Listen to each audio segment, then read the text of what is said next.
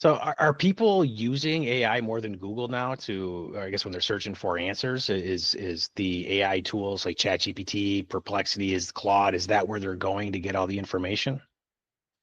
No, actually, it's interesting the way the market share is played out. ChatGPT search currently has 0.25% market share in the US, whereas Google has 87%. And then you've got Bing with about 8%.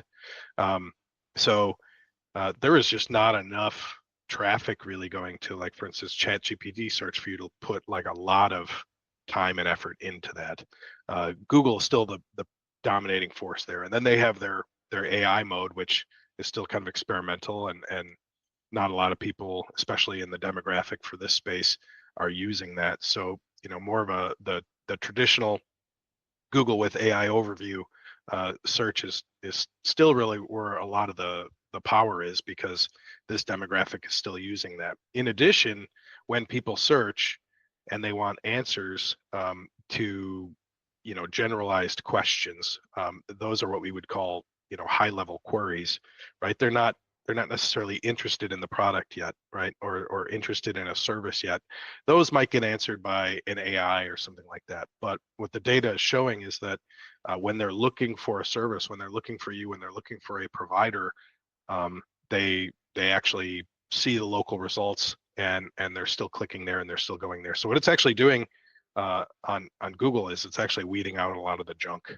I It's not junk, but a lot of the general queries, right? That aren't really going to bear fruit business wise for your average practice. So.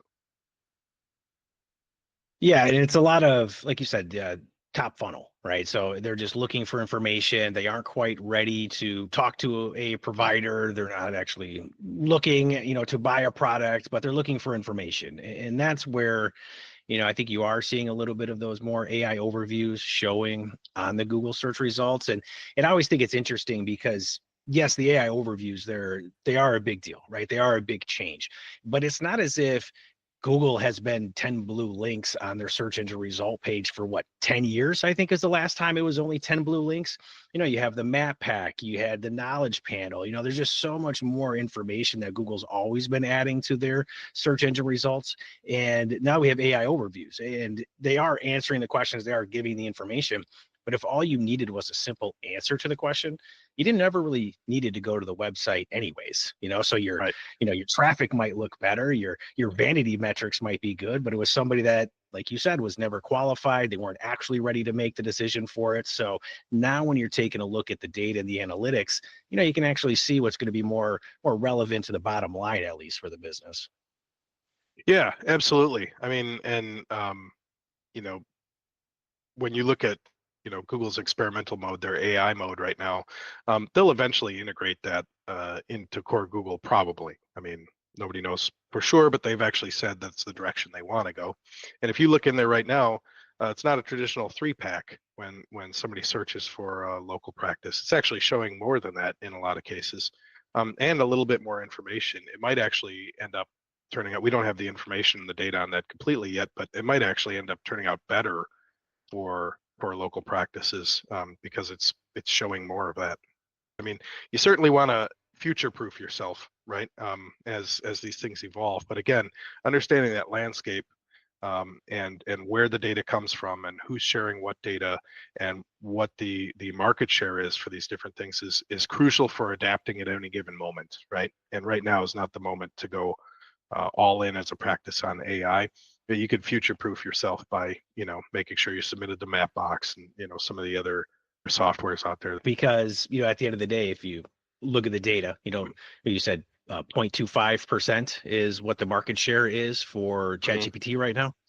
Yeah, I mean, if you're investing a lot of your marketing spend into something that only has a market share of 0.25%, that's not going to be, much of a return. Whereas if you start Exactly. to invest, your Yeah, marketing spend into something that is working right now, but then future yeah. proofs you for maybe ChatGPT becomes, 40% down the road.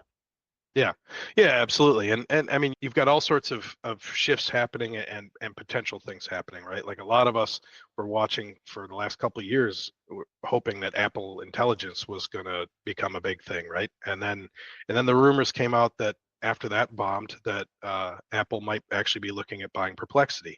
Well, Perplexity is a great engine. If you've ever used it, it's fantastic, but it has like less than 1 million users a month.